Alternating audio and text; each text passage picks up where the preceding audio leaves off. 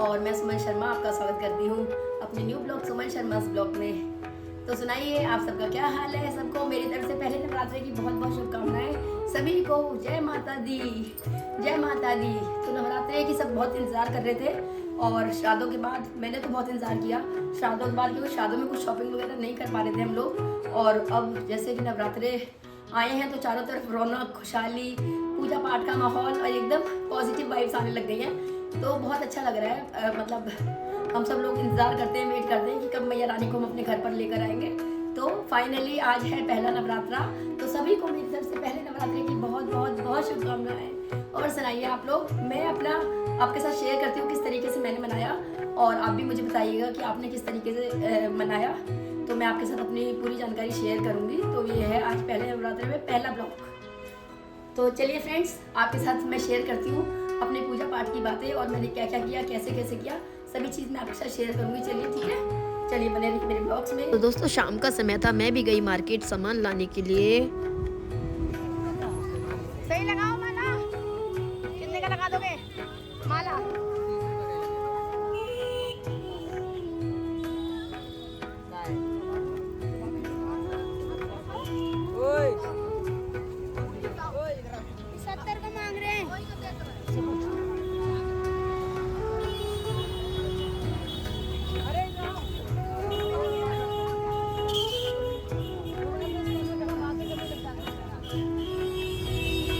तो बहुत अच्छी सी यहाँ पे तैयारियाँ चल रही हैं। देखिए बहुत ही अच्छी सी तैयारियाँ चल रही है मंदिरों में। तो दोस्तों ये है 16 सेक्टर का लक्ष्मी नारायण मंदिर, क्योंकि मैं गई थी पूजा का सामान लेने और मैंने देखा मंदिर तो इतने अच्छे से सजा हुआ है कि मेरे से रुका ही नहीं गया और मैं भी अंदर चली गई। इतनी ज़्यादा अच्छी लाइटनिंग थी, इतनी डिजिटल लाइटनिंग थी ना, मतलब मैं आपको क्या बताऊँ, इतना सुंदर दृश्य था, मुझसे रुका ही नहीं गया। मैं चली गई भगवान के दर्शन करने के लिए। बहुत ही अच्छा महसूस हो रहा था मुझको, इतना अच्छा लग रहा था, इतनी प्यारी लाइटनिंग थी और मंदिर में आकर बहुत ही मतलब इतना सुकून मिल रहा था, इतना अच्छा लग रहा था मंदिर में आकर। तो मैंने भी भगवान जी के किए दर्शन। मैं सामान लेने गई थी, मुझे नहीं पता था कि मेरे को मंदिर भी जाना, मतलब मंदिर भी जाऊंगी मैं, तो मैं मंदिर चली गई और मैंने किए भगवान जी के दर्शन।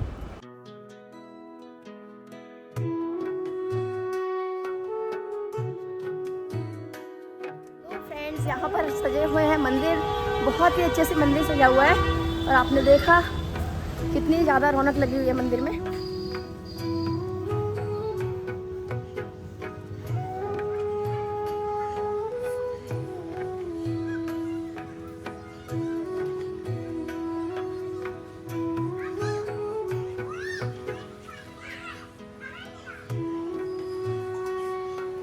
तो दोस्तों किसी को भी परेशानी ना हो, देखिए मंदिर के बाहर ही बहुत ही अच्छा अरेंजमेंट किया हुआ है।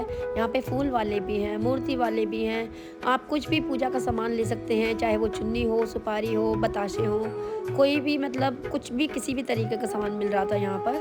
तो ये है 16 सेक्टर का लक्ष्मी नारायण मंदिर, जो कि बहुत ही बड़े एरिया में फैला हुआ है। तो चलिए कल मिलते हैं पूजा के समय। रोटी के ऊपर नारियल रखते हैं, इसमें गंगा जल और जल डालकर रखते हैं और गौमूत्र मिल जाए तो बहुत ही अच्छा माना जाता है। जो बो दिए हैं, जो को हम इस तरीके से बोते हैं और दिन में हम इनको थोड़े थोड़े पानी से सींचते रहते हैं। इस तरीके से मैंने किया है। ये देखिए दोस्तों, मैं इकट्ठे ले आई थी पान के पत्ते। रोज़ मैं एक पत्ता माता पे चढ़ाऊंगी। पान के पत्ते की बहुत ही मतलब होती है मान्यता कि माता पे चढ़ाए जाते हैं। और इस तरीके से ये देखिए, ये कुछ मैं लाई थी हल्दी की गांठें। इस तरीके से हल्दी के गांठें रोज़ एक गांठ में माता को चढ़ाती हूँ।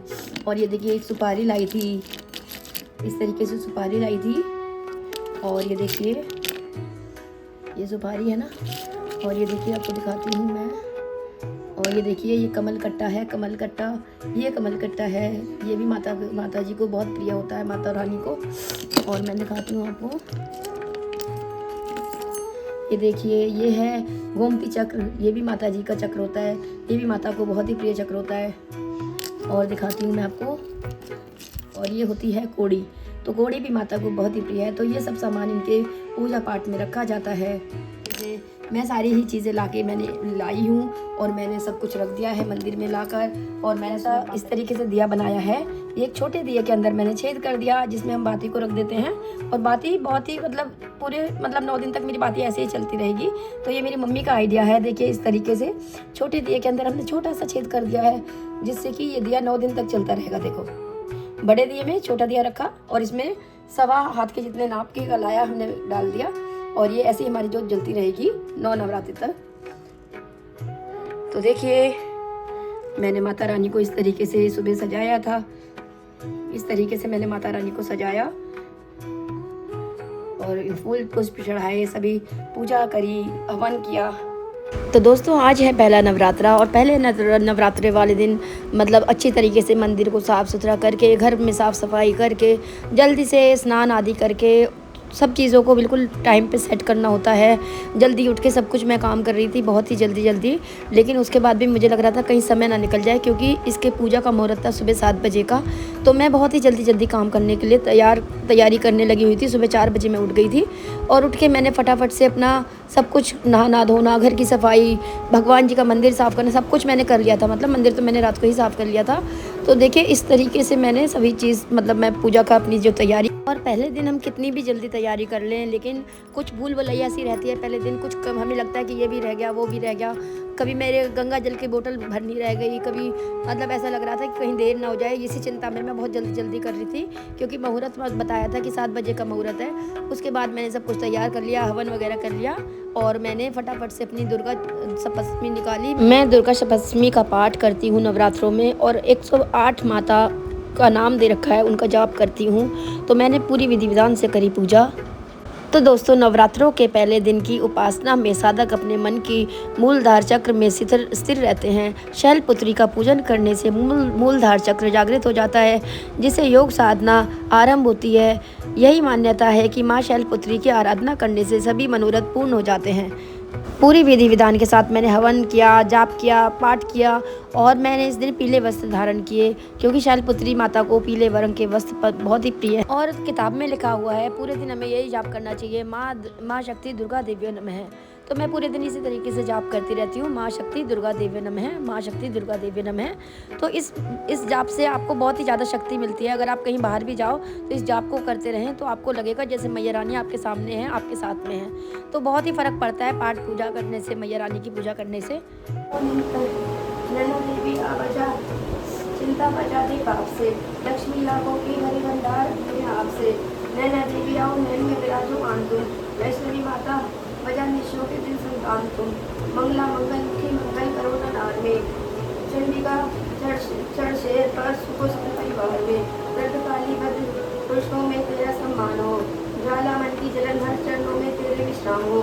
चामुंडाए चारों चरणों में तेरे विश्राम हो। तो इस तरीके से पूरी विधि विधान के साथ मैंने माता की पूजा करी। माता जी को पान का पत्ता अर्पण किया, कमल कट्टा अर्पण किया, जो भी चीज़ें अर्पण करने की होती है वो करा, हवन करी और मतलब सारा ही पाठ पूजा करने के बाद मैंने मैया रानी को लगाया भोग। और हमारी जो पूजा है वो जब पूरी मानी जाती है जब हम इन पे लौंग का जोड़ा चढ़ाते हैं। तो लौंग का जोड़ा ज़रूर चढ़ाना चाहिए जब भी हम माता का व्रत रखते हैं। तो लौंग का जोड़ा मैंने चढ़ाया, जब भी हमारा व्रत पूर्ण माना जाता है, जब हम लौंग का जोड़ा चढ़ाते हैं, ज़रूरी होता है चढ़ाना। तो मैंने भी लौंग का जोड़ा अर्पण किया माता जी को। तो दोस्तों नवरात्रि के पहले दिन माँ शैलपुत्री की पूजा और अर्चना की जाती है। माँ शैलपुत्री सौभाग्य की देवी मानी जाती हैं। उनकी पूजा करने से हमें सुख प्राप्त होता है। पर्वतराज हिमालय के घर पर पुत्री के रूप में उत्पन्न होने के कारण माता का नाम शैलपुत्री पड़ा। तो पहली माता का नाम शैलपुत्री होता है। पहली जो हम नवरात्रा करते हैं वो शैलपुत्री माता का होता है। तो इसी तरीके से मैंने पूरी विधि विधान के साथ शैलपुत्री माता का पूरा पूजन किया, कहानी पढ़ी, आरती करी और हवन यज्ञ किया। तो सब आप भी बताना आपने किस तरीके से किया। हो सकता है सभी के तरीके अलग अलग होते हैं। तो मैंने तो अपने इस तरीके से पूजा करी आज की।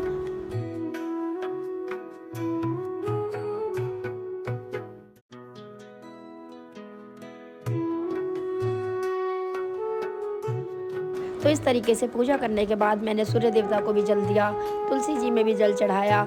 और जब हम ये पाठ पूजा कर लेते हैं, माता रानी को भोग लगाते हैं, उसके बाद मैं जो अपने जो हैं इनको भी थोड़ी थोड़ी पानी से सींचती रहती हूँ, ताकि इनमें भी थोड़ी सी नमी आ जाए और ये अंकुरित हो जाएं इस तरीके से। तभी तो इनमें अंकुर निकलते हैं, तभी तो ये ऐसे मतलब इनमें से निकलने शुरू हो जाते हैं जो हमारे उपज जाते हैं। जो फैमिली कैसे हैं आप लोग? होप आप सब बहुत अच्छे से होंगे। तो दोस्तों मैं भी बहुत अच्छे से हूँ और आज है पहला नवरात्रा। तो मेरी तरफ से सबको हैप्पी हैप्पी हैप्पी नवरात्रा, पहले नवरात्रि की बहुत बहुत शुभकामनाएं सभी को। तो दोस्तों चलिए बनाते हैं बहुत टेस्टी सा नाश्ता। देखिए मेरा तो है फास्ट और बेटी के लिए बनाती हूँ बहुत अच्छे से सैंडविच। जो कि आजकल बहुत ही फेमस हो रहे हैं। यूट्यूब पर भी हर जगह एवोकाडो का बहुत नाम चल रहा है। तो चलिए बनाते हैं।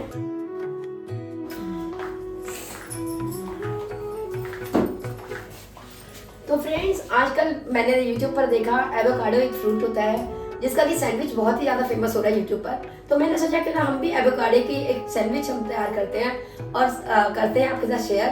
तो एवोकाडो एक अच्छा सा फ्रूट है जिसे मैंने अमेज़ॉन से मंगाया है और वो 100-120 रुपये का एक पीस आया है।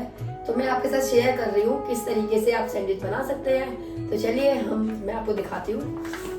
तो देखिए, ये है एवोकाडो, इस तरीके का होता है एवोकाडो। तो इस तरीके से हम इसको छील लेंगे। इसको हमें छील लेना है। इस तरीके का फ्रूट आता है, बिल्कुल पैकिंग में आता है और इसमें एक बहुत बड़ा सा बीज भी होता है इसके अंदर।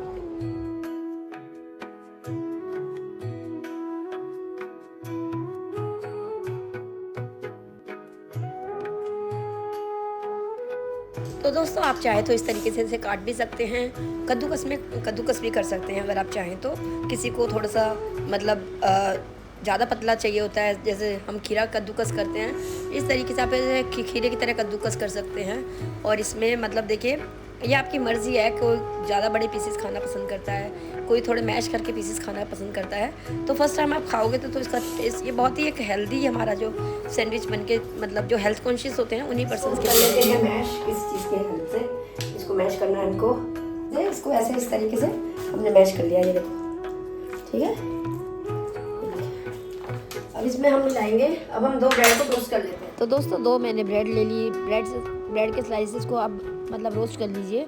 आप घी भी लगा सकते हैं, या आपके ऊपर डिपेंड करता है कि आप घी लगाना चाहते हैं, मक्खन लगाना चाहते हैं, या नहीं भी लगाना चाहते हैं, ड्राई रोस्ट करना चाहते हैं, तो ये आपके ऊपर डिपेंड करता है। तो मैंने थोड़ा क्रिस्पी करने के लिए थोड़ा सा इन पर घी लगा दूँगी, आधा चम्मच, ताकि ये थोड़े से मतलब क्रिस्पी जैसे हो जाएंगे। और उसके बाद हम इन पे लगाएंगे। ब्रेड थोड़ी क्रिस्पी ही अच्छे लगते हैं। तो उसके बाद मैंने साथ साथ ही थोड़ी सी जैसे काली मिर्ची थी, इनको इसमें बिल्कुल फ्रेश मैंने इन्हें बारीक कर लिया। इसमें इमाम दस्ते में, छोटा सा इमाम दस्ता होता है ना हमारे पास, उसी में मैंने थोड़ी सी काली मिर्ची 4-5 ली और इनको कूट लिया और इसमें मैंने डाल दिया। और इसी में मैं डालूँगी साथ साथ काला नमक। काला नमक डालने से भी इसका टेस्ट बहुत ही टेस्टी आता है। और इसमें हम साथ के साथ डालेंगे, अगर आप चाहें तो मतलब ये सब चीज़ अपने टेस्ट के आप अकॉर्डिंग ले सकते हैं। बाकी मैं इसमें डालूँगी नींबू का रस, तो इससे ये बहुत ही ज़्यादा मतलब बहुत ही टेस्ट इसमें आ जाएगा। और देखिए, उसके बाद हम स्लाइसेस के ऊपर अच्छी तरीके से इनको इस तरीके से फैला लेंगे और बहुत ही टेस्टी से हमारे बहुत ही क्रिस्पी, टेस्टी और हेल्दी हमारे टोस्ट तैयार हो चुके हैं। तो आप भी ज़रूर ट्राई कीजिएगा, बहुत ही हेल्दी डिश है ये। जो भी हेल्थ कॉन्शियस होते हैं उनके लिए बहुत अच्छा है, बहुत ही टेस्टी और कुछ नई सी चीज़ है, नए से टोस्ट है। तो आप भी इस तरीके का ज़रूर ट्राई कीजिएगा। अगर अच्छे लगते हैं तो please like, share and subscribe. तो friends, thank you, take care and bye bye.